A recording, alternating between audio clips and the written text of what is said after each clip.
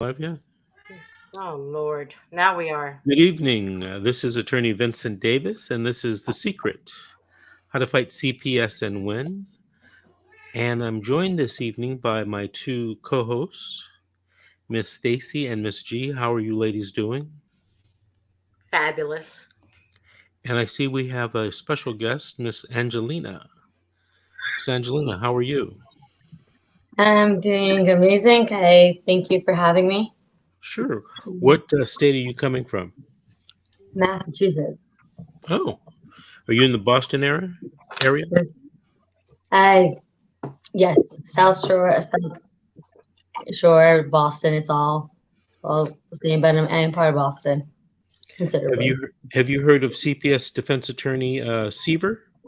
Yes, I have been in touch with him more so lately. I definitely have, and he is actually great. He's awesome. But I didn't realize until I realized that I was going to actually need an attorney. Um, because I was innocent. I thought I was able to do this on my own. I was wrong. You were able to do what on your own? Represent yourself in CPS court? Oh yeah, of course, yeah. And like just innocent. I had like my children. Like there was nothing that had died, and I had no idea that I didn't have a clue what I had myself. What I was I not got myself into, but what I had ended up getting into with CPS. Well, tell me what happened in your case.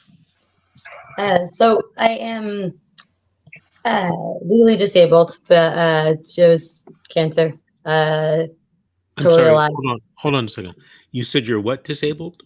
I'm legally disabled, so because of the fact that I have being tube and I have a genetic cancer. However, that didn't prevail me for from opening my own business or being able to raise my children. However, I was undergoing surgery and uh, my children were and they're babies, so they are 1 and 2 years old, and they're my miracle babies. However, I had gone through surgery to get feeding tubes put back in Boston, and I had my daughters with their godmother, who's they are the caretaker when I'm uh, in the hospital or that's their only that's their person, right? And I had actually had post operative complications, so my return visits to the hospital were a little more frequent. I wanted to take care of myself so I could be a present mother to my children and not neglect my own health and wait until it caught up to me. So I thought I was doing the right thing. However, my godmother had an emergency, so she brought my children to my mother's home, uh, and that was on a June 2nd, and it was the same day that I got discharged from the hospital and I have been returned. However, there was a call that came through out of nowhere that the hospital, pediatric primary care office that my two daughters go to, they had contacted the CPS or DCF in Massachusetts, saying that they missed 7 appointments and that they needed to see the children today.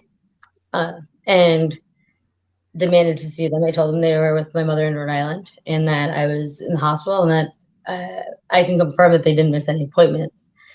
However, even talking with the ombudsman and uh, them saying, yeah, just no worries. Like, and I threw away the investigator from DCF and everything into the call with the Boston pediatric scheduler who confirmed that there was no appointments missed.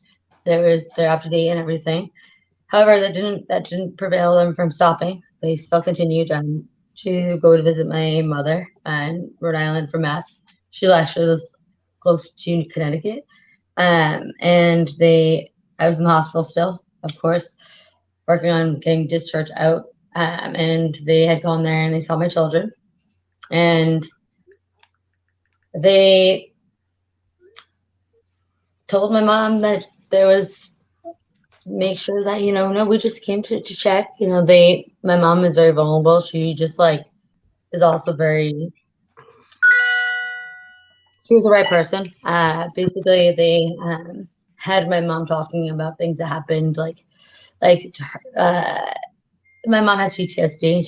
She was just talking, and I don't know what my mom said, but it was nothing that possibly that they could have we couldn't have made a story about like their own story and put their own characters in. But however, they told my mom just to make sure that my fiance drives me home and I rest, and the children stay at my mom's house. They wanted to make sure I rest up for the weekend. It was a Friday. I was getting out. And make sure we don't come get the kids. And well, we did that, and my mom called me at 11:59 p.m. That night, and I had just gotten discharged, and said that she's bloody murder, crying, screaming, they took your babies. And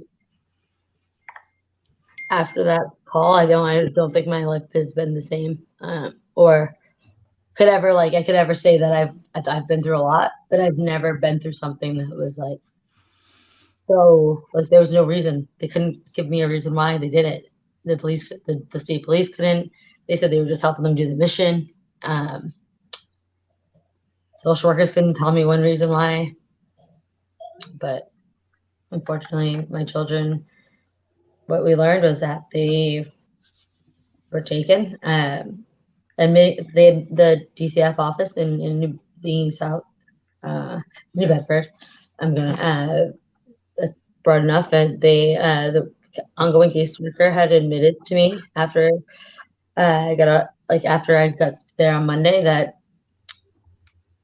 within she didn't realize until after they removed my children. There was no reason to remove my children upon talking to me. They never tried to make an attempt to talk to me prior to prevent that from happening. So she said it's like beating a dead horse if we keep on talking about how they were wrongfully removed. And so we have to move forward, and this is like a vacation for me. Give it as a vacation. For me, that was just absurd. And how did you get a vacation? Those are my miracle babies. And I never want a vacation from them. A vacation is with them. And so but it didn't change anything. Even though they admitted that they wrongfully took them, they're still not, the system is the system. And it's so broken that there's just like, they don't have they still to this day can't give me one reason why. They all have a different answer. And they cannot, there's no reason why they took my children, and why they still have them in a foster care. They're placed, they get creative.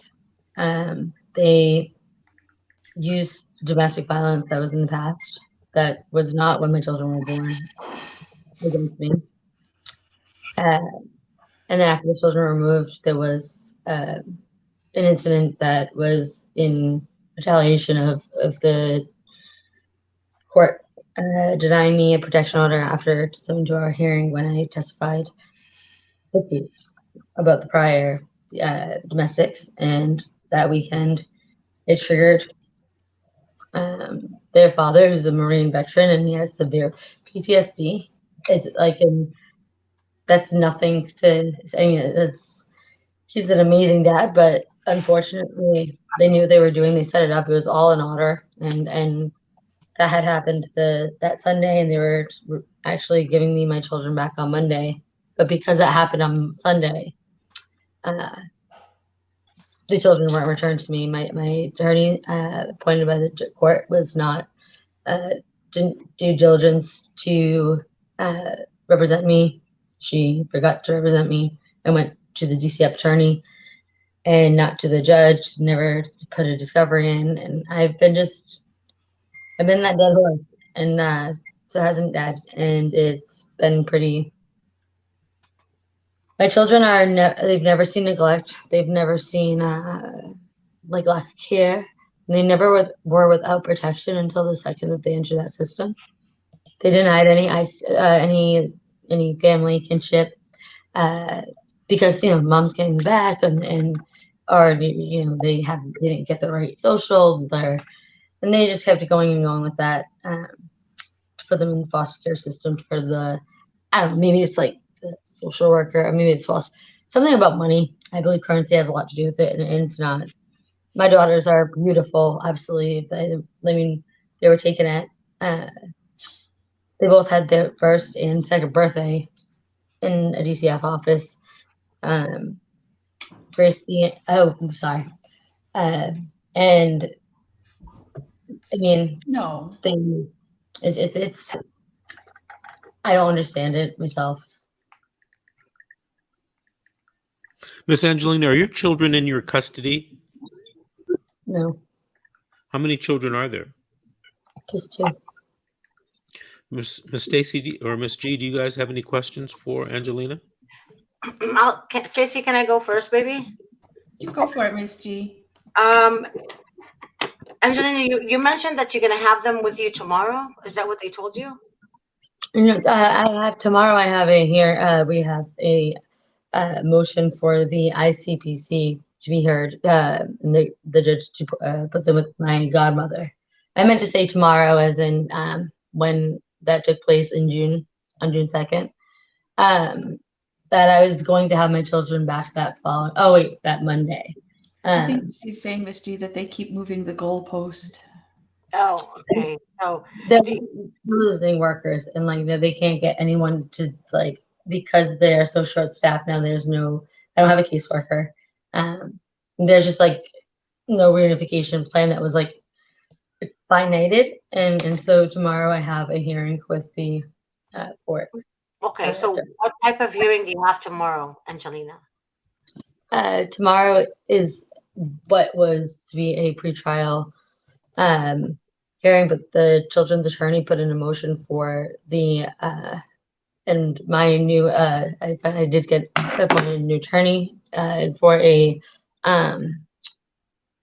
push, basically a push for them to have X amount of days to put together the reunification plan if they don't get the expedited out of state ICPC home study done for my godmother, because everyone lives in Rhode Island in my family.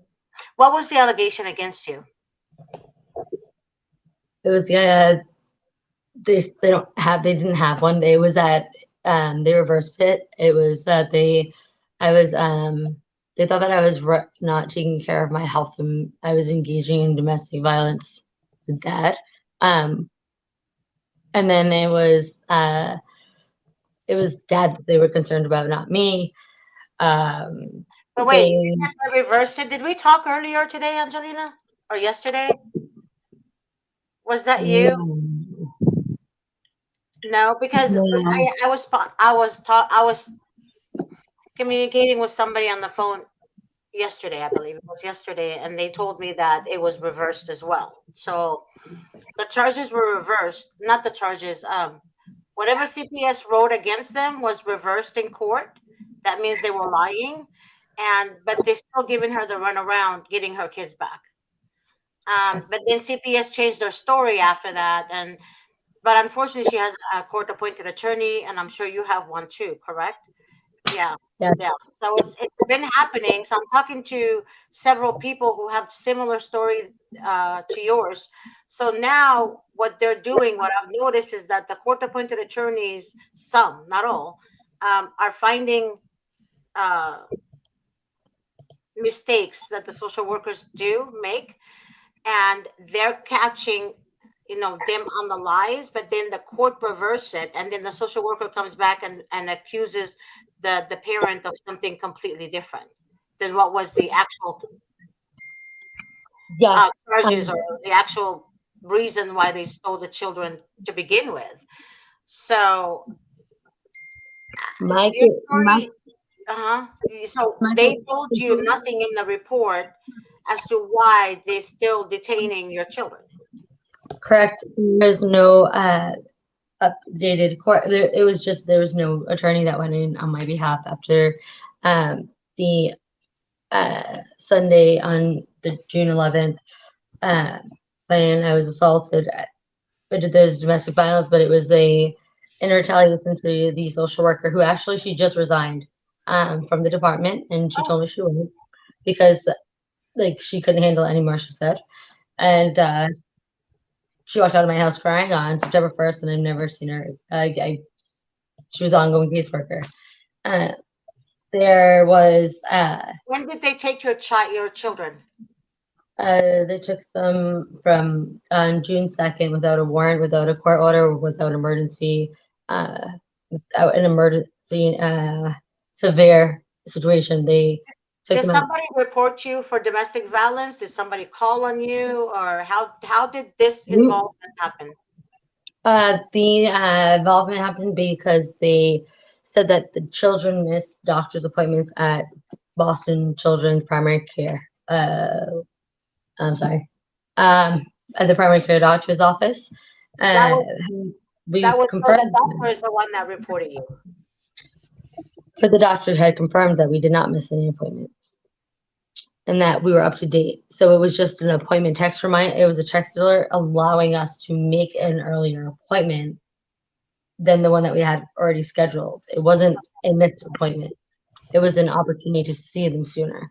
The domestic violence came up. It was in the past. My father of my children and I, we have not been living together since last November. So we were working on the domestic violence had ended over a year ago. My children were never there for they were never part, like that was never something that was done right in front of them.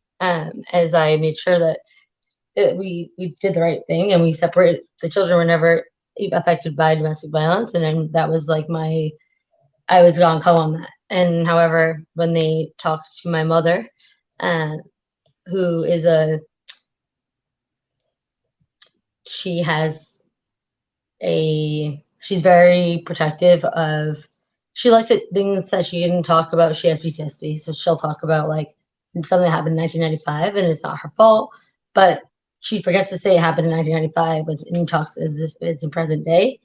But when they came, they went from Massachusetts to Rhode Island, to Hope Valley, Rhode Island, to her house on June 2nd that day. Even after confirming a three-way call that the children did not miss any appointments, like they were up to date. Their specialist, they would not, the social worker would not call the specialist. They refused to call a specialist. They changed the story 17 times of why they were removed. They couldn't, because each one didn't stick. The children's attorney is on my side asking, why are they not with mom? Why have they not been returned? And he's like, I only can do so much. I'm like, that's coming from someone, and down my, like, it doesn't make sense. The only thing I can say is that, like, I got to see the profiting that, like, the system is so broken. It's just so broken that, like, these are babies. How old are the kids? So September 7th, my daughter turned 1, and on June 23rd, my oldest turned 2, and they're crying for mama. They cry for mama and daddy and you can't watch your daughter take her first step twice. I know. And you can't sleep at night hearing your daughter use words that she's never used before, right? So they really like daycare in Massachusetts. They love daycare, right? Daycare is something they really want. Babies. I never thought of daycare as something where I would send a baby, like my 6 months old or 1 year. I would wait. I practice gentle parenting with I broke the generational trauma bond that was happening in my family through the years, right? And like the way my children, they're my miracle babies. Like I own my own business. I work from home. I didn't know that I also did something wrong by not putting them in daycare. I wasn't willing to put them in daycare. That was another allegation that they said. Wait. Okay, first of all, they use that with parents. You don't have to put them in daycare at that age. That's not a law. Okay, that's not a law. For you to put them in daycare at that age, just BS. Okay, that's it's a stupid strategy that they're coming up with nowadays. But to me, honestly speaking, you need to hire an attorney. You can't you can't depend. If you haven't gotten your kids back by now, you're not going to get them because they're babies and they're easily adopted. And the way CPS think about this is that the kids are not going to know their mom and dad at that age. They're going to forget. You understand? But these kids are missing something because there's a bond between children and their mom. So there's a bond. So that bond is not breakable, really, if you really think about it. They did a lot of study on it. So Yes. those kids are going to be traumatized because there's a piece of them missing, and they're not going to be able to put the pieces together. Their little mind is not going to understand that. So Exactly. My daughter, my 2-year-old, they've never known anything but mom and dad. You know what I mean? Like when I tell you like daddy's little girl is like the best, like, and like what they're doing to my 2-year-old, I'm watching the effects of this happening to her now. For her emotions, she can't regulate them because she doesn't know how to say the big feelings that she has, but she's been in a state of shock since it's happened. I see them once a week for 2 weeks, for 2 hours. It's not okay for them 0 to 3 years old. Those are the most important years of their life. And you're gonna do this to little babies, innocent babies. Take me, like put me through foster care. Put me, adult foster care. That's an industry too. My little girls who are literally, I'm watching, like, my 2-year-old, and she's throwing things, and she's angry, and and I'm like, I'm off for, and I tell her, it's okay. I understand you don't know how to say the big feelings you have right now. It's okay, mommy is right here. Give mommy a hug. I'm right here when you're ready. Sissy is too, and just be gentle. But when she says words like "mama," "boo boo," and she's touching her butt and saying to me, "Kiss it better," and then I change her diaper, and it's blisters everywhere. It's like, and refusal to take her to okay, her but police station. Angelina, I hate to interrupt you, baby girl, but we can talk about this forever. But I need you to understand that. Um,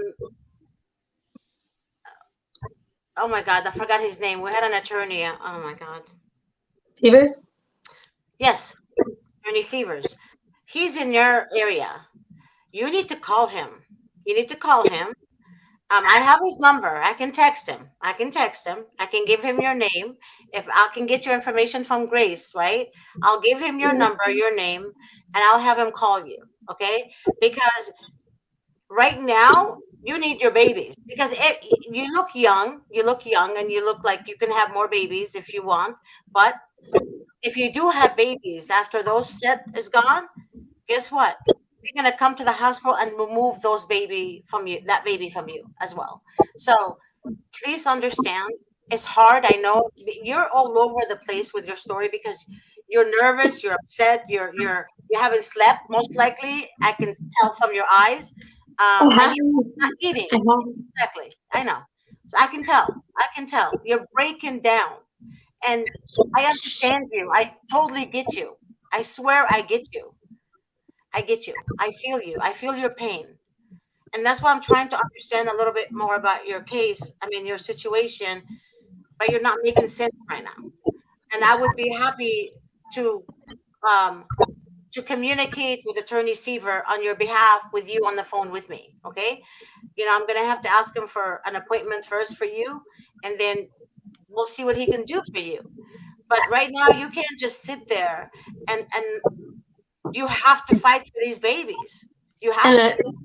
and every time I put up a fight, it's like a new story. Like this is it did nothing make sense. Like I'm trying to make sense of their like just like that. It's a mess. It's like what I'm telling you is like all over the place. It's so all over the place with what's going on that like I'm doing the best I can to help the department try to seem kind of put together, but like it is so like I've been by my children and I wish, Angelina, you live in LA because Davis would have just eaten them alive right now. Like, I'm being honest with you. Um, like I said, I don't know if you ever watched the show, but I've seen him in action, and he's really, he's just amazing to me. He's amazing. That they need an aggressive attorney, um, and I like Attorney Seaver too. So I honestly, my humble opinion, baby girl, you need to hire him. I don't care if you have to sell. I I'll don't tell my know. business. I don't care what I have to do. Yeah, you have to do it, babe. You got to do it. You got to do it. But Stacey, do you have any questions for Angelina?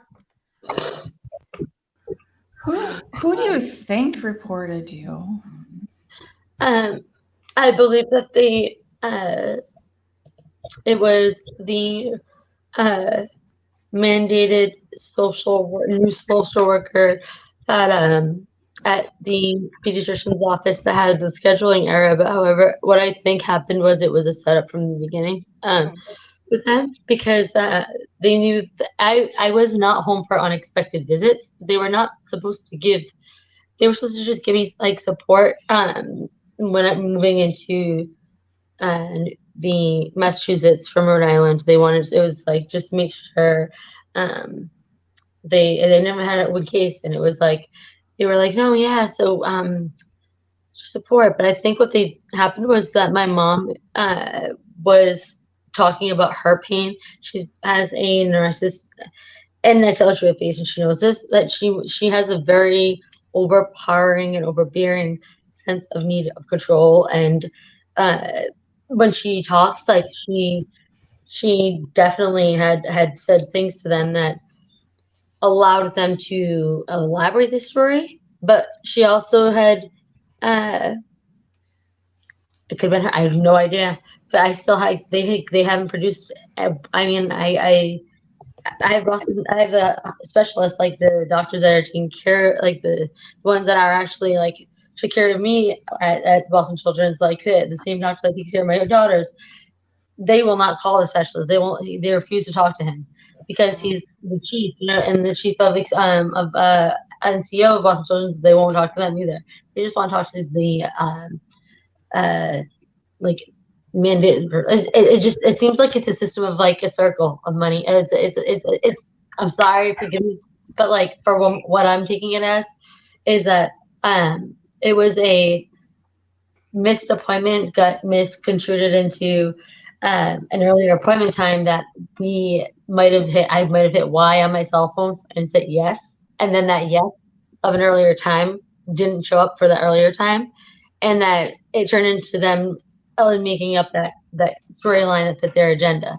I mean, my daughters stick out like sore thumbs.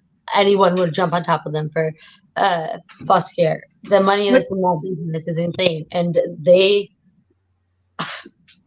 What's their school attendance like? So they're going to a daycare. I mean, before they got taken away, when they were with you, if you have all your pediatrician appointments made, that there was this error, but then it came to light that there were the pediatrician's appointments made. What was the schooling attendance like? Because if you can get them to school, you can get them to the pediatrician. I would think that, if you were negligent and you can't get them to the pediatrician, you would also not get them to school. So do the school records corroborate missed appointments and there's a lot of missing school, or were the pediatrician appointments perfect and the school attendance perfect? It was the children are only 1 and 2 years old right now. Oh, yeah, that's right. They're little. Yeah. But they do. But my daughter, my youngest had laryngomalacia, so she was being seen by specialists, and our specialists were a chief of otolaryngology and the chief of functional GI and dismotility. Their attendance at their appointments and with their speech, and the swallow, and like studies, everything was perfect to a T. The primary care visit, the well child visit, where they put the baby on a scale and weigh her. That's it. That was just rescheduled one time. That was it. It was rescheduled because I was in the hospital. So they weren't even like.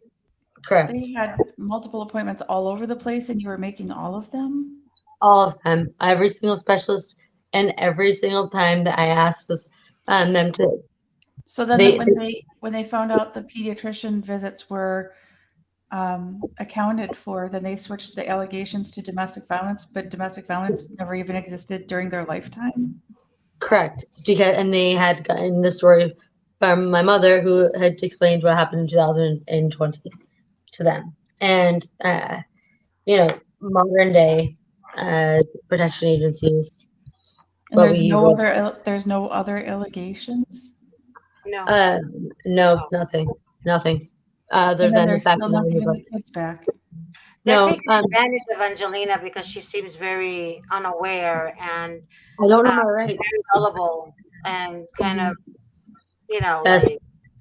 I think too, like what I see when I was first going through things and things were fresh for me, I didn't know how to tell my story well. I didn't know what was important, not important, what was significant.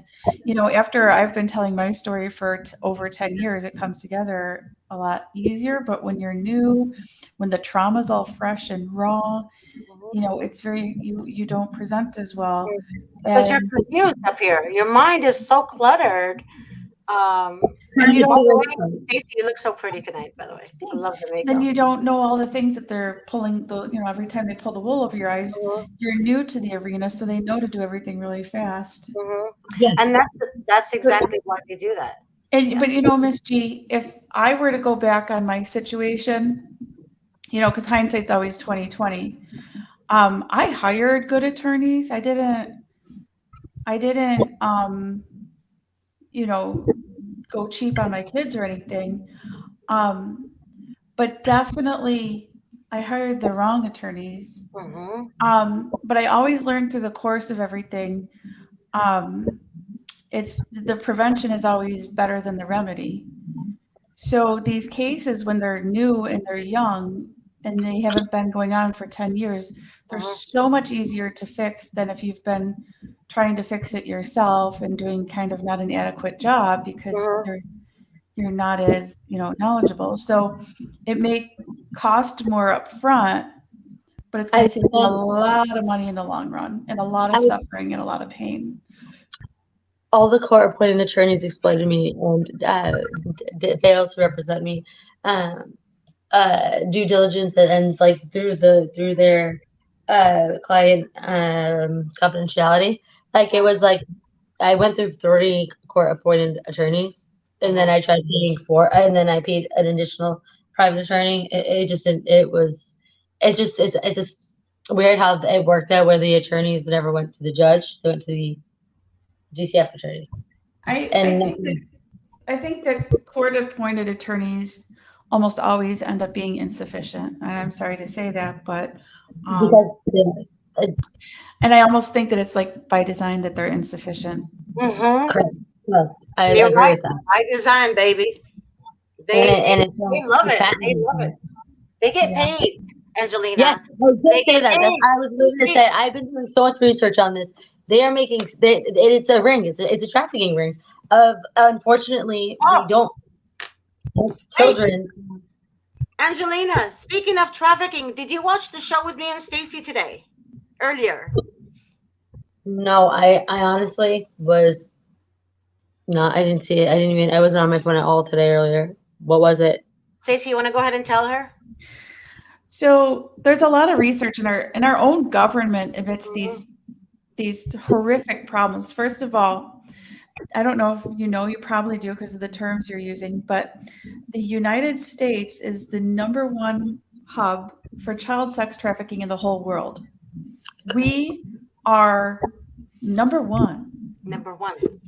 And California is #1, baby. Yeah, the states are California, New York, Florida, and Texas. Those are the worst.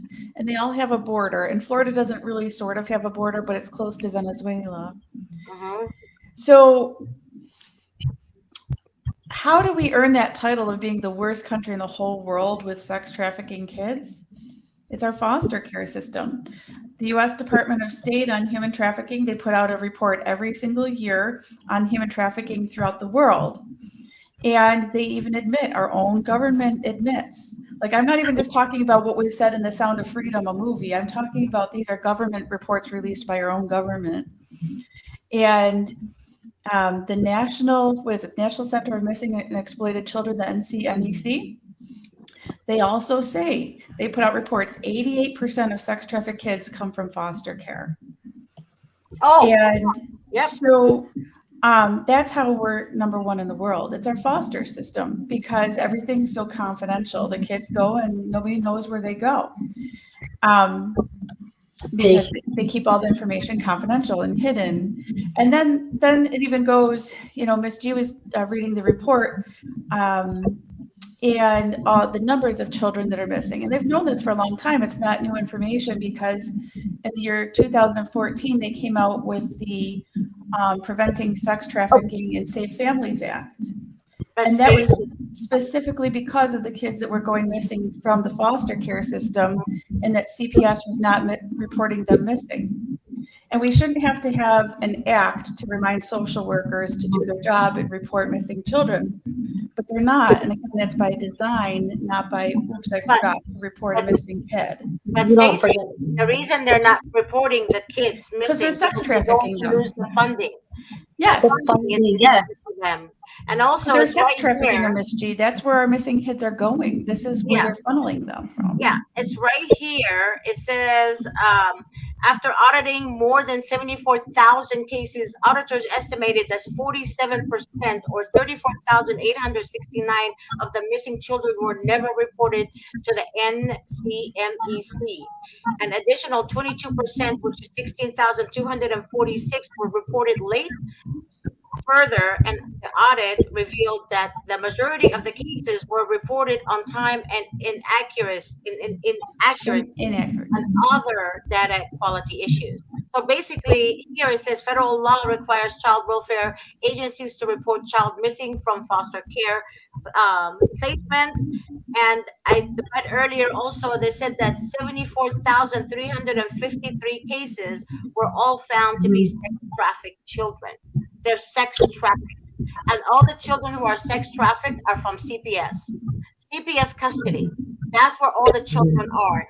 And this audit would not have happened if it wasn't for a Homeland Security guy that did that movie. That's a true story, which is Sound of Freedom.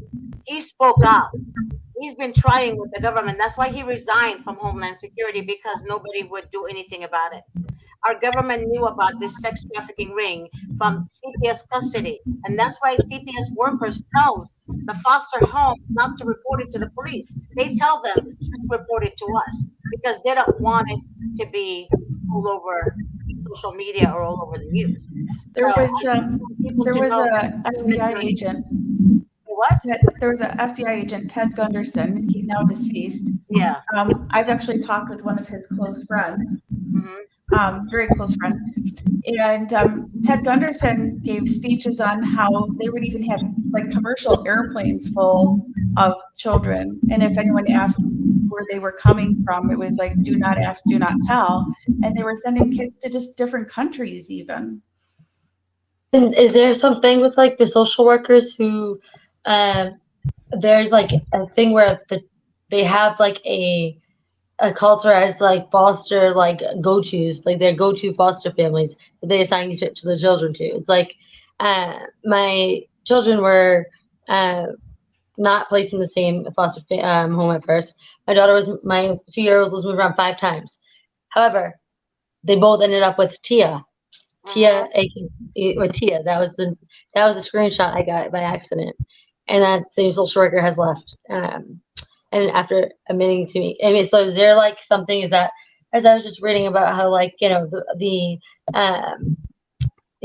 600,000 severe substantial concern cases were ignored because of the fact, and this was put out through the U.S.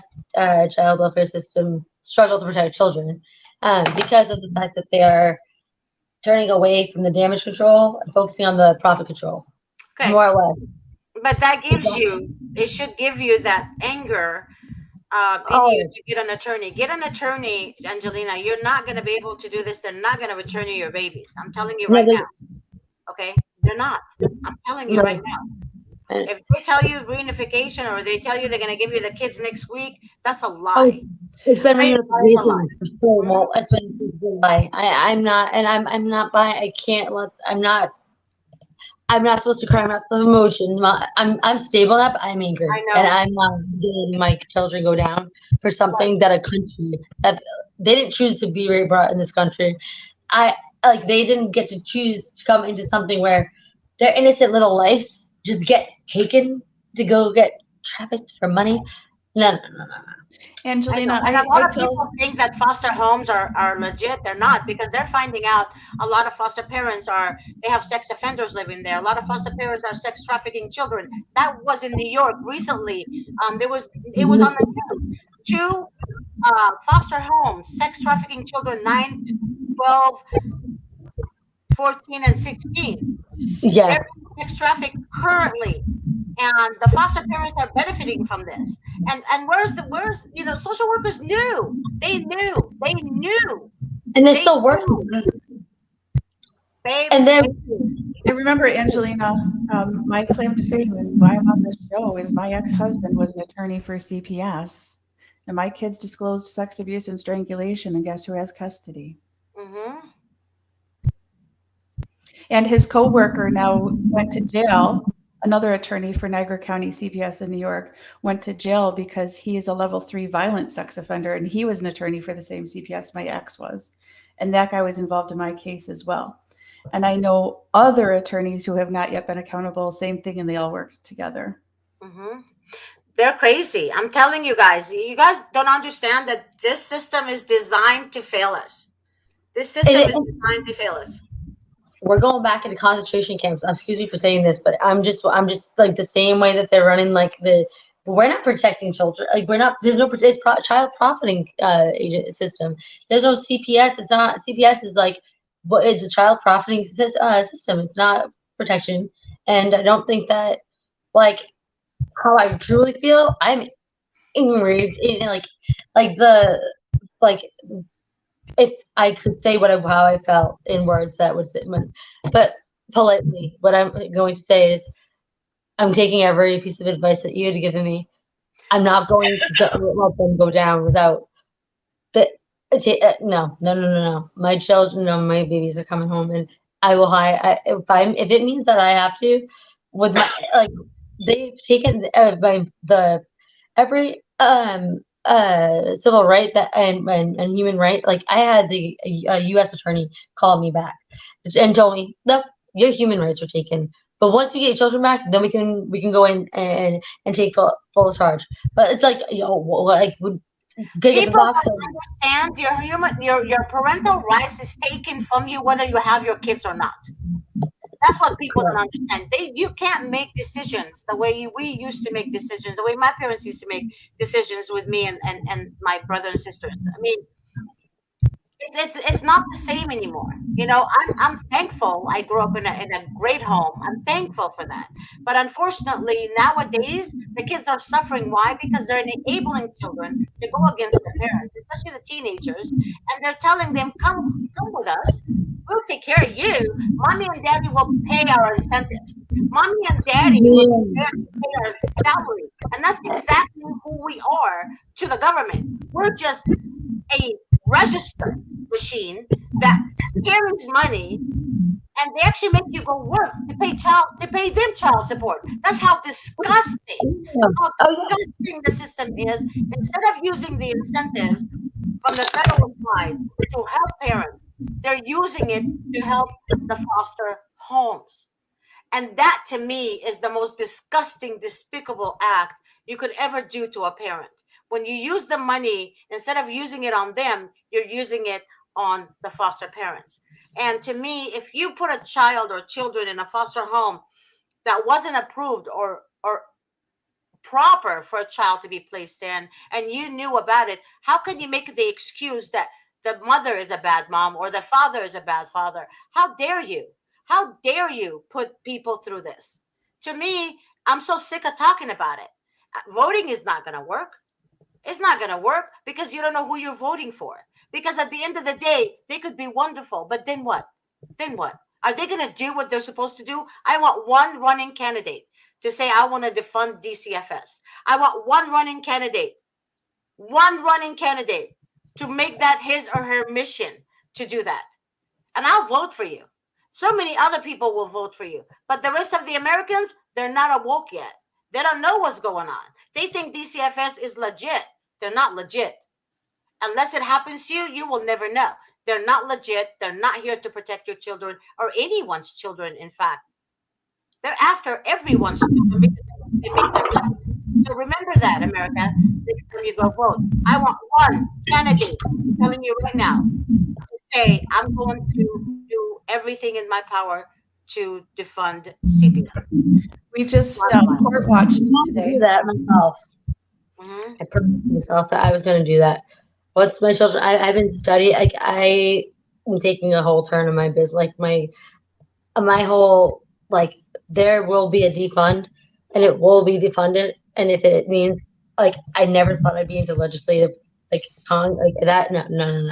No. Government needs to be shut down and turn and reformed itself. And you said, like you said, it shouldn't have to happen to you in order for you to believe it's happening to other families. Because trust me, it's not something that you want to go through. And it's something that I never thought that like a bad dream or a nightmare. You can't even make this up. It's out of control. And the Take Care of Maya movie shed light on it, but it wasn't, it did not, but it's even worse than what it's like. All I'm going to say is that justice will be served and we. No, justice is not going to be served, Angelina. I will fight. The video that Davis made about justice. I forgot the name of the video. I don't have any justice, but you can't go to court for justice. I mean, Davis. I mean, what do you have to say about justice? She's saying justice will be. What's justice, Davis? What is justice to you? Is Angelina? Yes. I didn't follow what you were saying about justice. What did you ask? I was saying that because there is no justice in our justice system, I want, if it means I have to be the one and I take the initiative to have to make sure that these people are held accountable and justice is served. And I mean, I'm not saying it's being served, but one day it will be served. If that means that I have to, like, whatever I have to do to make sure that no family goes through this and no child is put at the front line of a dollar bill for a government. But I don't believe in justice, that we don't have any justice here. She wanted justice first. That's what she said. And I said, there is no justice. And that's how it started. And I told her about your video, the one you made. What is justice? I think that was Angelina, after the show, I want you to go to YouTube. Mm-hmm. And like Miss G said, I made a video called What is Justice? And I'm standing in front of a whiteboard and I'm actually explaining it to two clients who made the video and then gave it to me and told me to post it on YouTube. Justice isn't what you think it is. When we talk like this about justice, you and I are talking about, and Miss Stacy and Miss G are talking about things that we feel in our heart, in our mind, what we learned from our families, that type of thing. But that's not justice. And I'm not sure it was ever meant to be in our system. No. We have a system of justice that most people have no idea about. None. You know, I was representing a woman recently, and no case had been filed yet. And I took her through the CSW interview. And after the interview, I gave her a list of 3 things to do and not do. You know what she told me? After the interview, because it went so well, because I was there controlling it, she said, I have my own strategy. Wow. And I said, okay. In the old days, I would get upset and argue with people about that, but I don't anymore. You know, if you don't want to take my advice, it's okay with me. Mm-hmm. It's okay. It's your family. You do what you think is best. The problem is that she believes she knows what justice is. She believes she knows what she needs to do. Will she ever be right? Yes, she will be. The probabilities are she won't be. But how are you going to explain to someone that everything that you've believed for your 35 years or 40 years of life isn't true? That's a hard nut to crack. I could tell Miss G something right now. Don't even And because she has a different experience in life, she won't know what to do in court. True. She won't. But she'll believe it. Belief is a kind of a funny thing. The University of Chicago did a study years ago. 80 or 85% of what we believe, it's false. You ever think of that? 80 to 85% of what we believe It's false. is false. And sometimes you believe something that you believe to be true, even though you're staring, the truth in black and white. And you see the truth, but you just, like you can't bring yourself to accept that you're wrong. Angelina, so you can't make those mistakes. You got to get in touch with a good lawyer. We recommend, our colleague out in Boston, Mr. Seaver. Yep. I've talked to Mr. Seaver many times. He's been a guest on our presenter on our first Saturday seminars.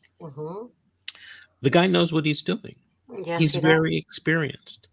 And here's the thing, and I tell this to some clients, you hire me, you pay me thousands of dollars, and then you don't want to do what I recommend. Okay. Just don't blame me when it doesn't work. So, and a lot of the things I'm going to tell you, tell Miss G or Miss Stacy if she was a client, they're going to be counterintuitive. In other words, they're going to be things that you thought it was red and it's really green. Because you know why? I have 37 years of experience. It's not that I'm smarter than anybody else. I'm not. I'm average intelligence. But I have 37 years of experience. Think about that. Miss Angelina, are you even 37 years old? Right.